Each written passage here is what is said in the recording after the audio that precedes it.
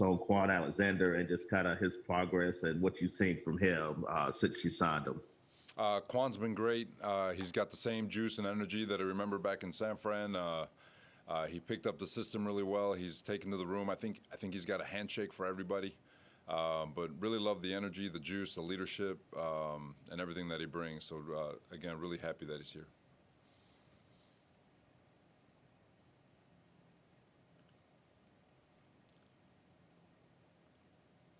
Robert, just where are you guys at in terms of prepping for the Ravens? Obviously you have this extra time. Have you guys started working on them with the players? Is it just with the coaches right now? We've been working on them since the schedule came out and sprinkling in some concepts here and there that we know we're going to be using for the game. So since the schedule, we've been working on it. Now we are obviously in the meat and potatoes of it and actually revealing the game plan to the guys who are here. And really focusing on that. So this whole week, yesterday, 2 days ago, and today really is trying to simulate a Wednesday, Thursday, Friday of game week. So we're installing some of our stuff, and then we'll revisit it over the weekend as coaches and finalize it all on Monday and get rolling again Wednesday. Week one's always challenging, right? You kind of don't know what to expect in week one a lot of times, but they have a new defensive coordinator. I don't think Lamar played at all in the preseason. Are they kind of a unique challenge in week one, or is this kind of what you're used to? You're always week one is always a little bit different, I guess. Just especially when you have a new coordinator. He's coming from Michigan. He's part of the tree, but obviously he's going to have his flavor from their defense. Obviously, with Baltimore, obviously everything revolves around Lamar and the run game and his ability to throw. I mean, the guy's pretty dynamic, but I think Greg Roman does a really, really nice job from an offensive perspective, creating a lot of issues. But it's always going to create a problem because you never know what the opposing team is kind of brought in from a new wrinkle standpoint. But the same thing could be said for us too. So.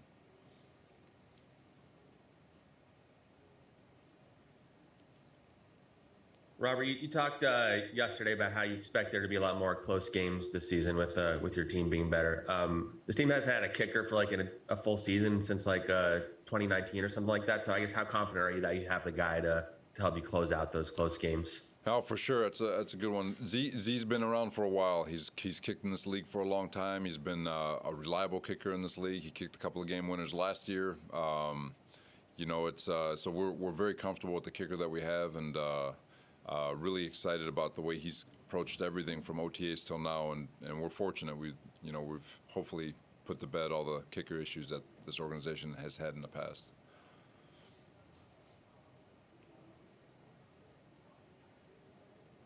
Robert, I think you mentioned it yesterday, maybe it was you or Joe, I can't remember, about slow starts were an issue last year. I think it was you. Yep. Just how much does that affect everything when you're playing from behind, just game plan wise and everything else? How hard does that make it when you're playing from behind so much? Well, it changes everything. You kind of want to get one from an offensive view. When you're behind, you feel the pressure to try to generate points and to try to pick up something, and so your game plan, which is designed to start fast and keep you on schedule and move in a certain direction, you've got to have the discipline. But it's a challenge to you personally because you're also going to the sideline trying to figure out something to kickstart your team. And then on the defensive side, same thing. If you get punched in the mouth early, like how do you settle the guys down to get them going? And but whenever you're behind the eight ball, there's only so many possessions that you have in a football game, and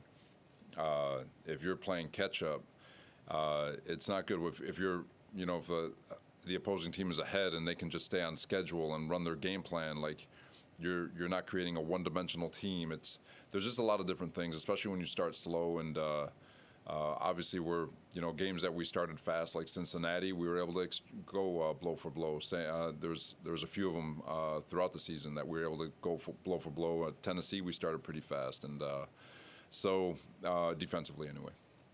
But it is a challenge because you want to start fast, but at the same time keep the main thing, and that it's not always about how you start; it's how you finish. So there's a global part to it in terms of starting fast, finishing faster, and things that we've been focusing on this year.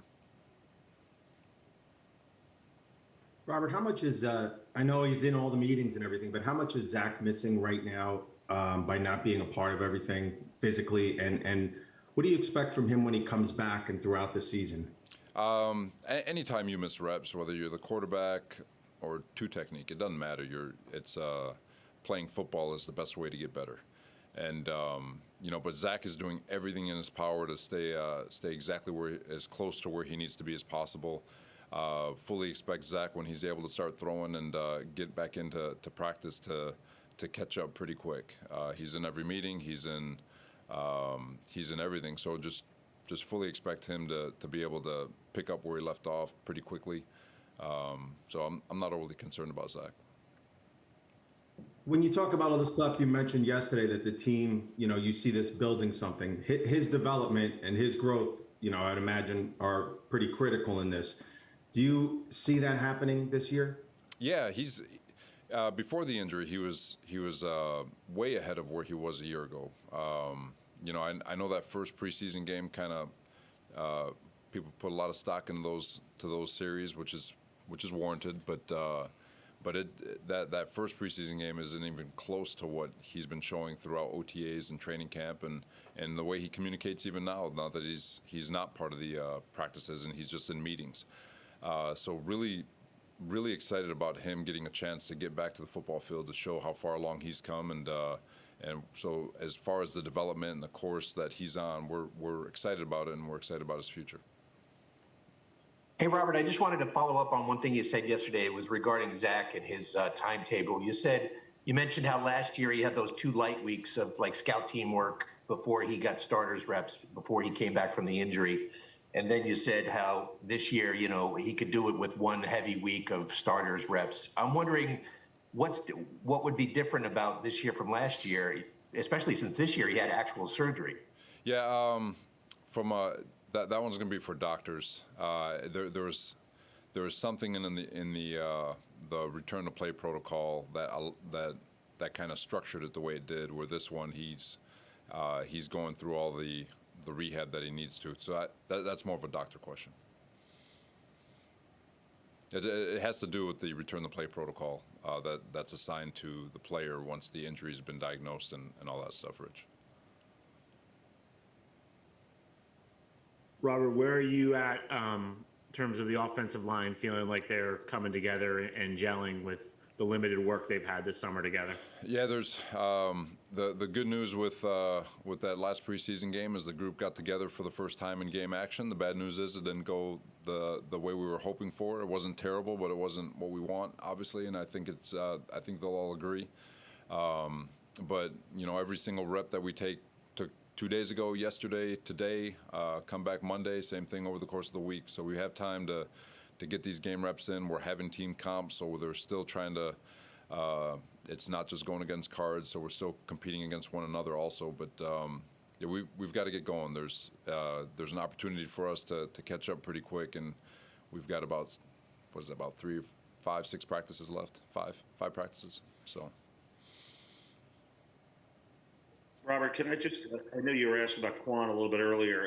If I could follow up a little bit just on, we've all had a chance to see his energy level since he got here, which obviously you were well aware of before. And, I look back at that hit that he made in the Giant game the other day. It just ignited everything. And obviously it was just a preseason game.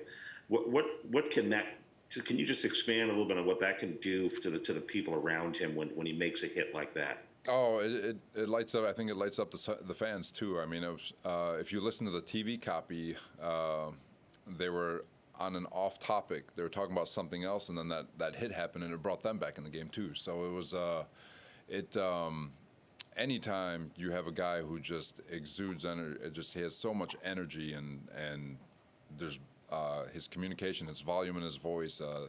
The detail, the effort, his style of play, which embodies everything that we talk about with that effort, technique, and the violence that we expect to see play in and play out from everybody. He embodies all of it, and so he brings people to life, and it's all the little things. I think he's got, like I said earlier, I think he's got a specific handshake for everybody on the football team. I don't know how he remembers all that, but he's a unique individual, special individual, and really happy he's here. And football-wise, Okay, a couple more for Coach. A couple more. football-wise, just as a follow, I mean, does he still have the same things that you saw when you had him before? Yeah, he had a lot of juice in that Giants game where it looked like he's starting to get his legs underneath him. Remember, he didn't have any OTAs. Got here just before training camp, so he's been building up to that. And in the Giants game, if you just put a lens on him and just watch him throughout the game, he was flying around. He looked fast. He looked fresh. He was energetic. His legs were obviously behind him because he was delivering some pops on the backs and getting on and off blocks and block protection on O-linemen. So he looked really good.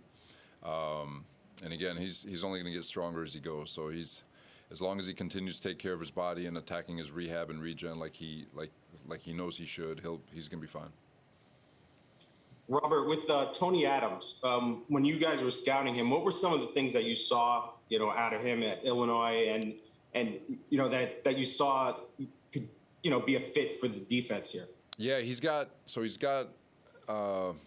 really fast. I think he was clocked at like 4.3, 4.4. So he's got tremendous speed. He's got tremendous football IQ, and he's got an unbelievable mindset.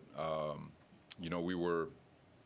In the draft, or when you're having your interviews, you have all these Zoom interviews and you're interviewing players and you're just trying to find out more about them, which was one of the advantages of COVID. It's brought Zoom to us. Marquand was talking to him, our safeties coach, and asking him questions about what he wants to get out of the NFL. And point blank, he looked right through that Zoom lens. You felt like he was in the room. He said, I want to take someone's job. And here he is. He's in OTAs, he's doing extra. He's one of the first ones on the field. He's one of the last ones off. He's communicating at a high level. He's acing his assignments. He's doing great in man coverage. He's just dominating special teams. So just his overall body of work from OTAs to all the way to a cutdown day. I mean, he attacked the heck out of it, and really excited for him and what he's been able to accomplish. Thank you, everyone. Thank you, Coach. Thank you, everyone. Thanks, guys. Thank you, everyone. This concludes today's availability.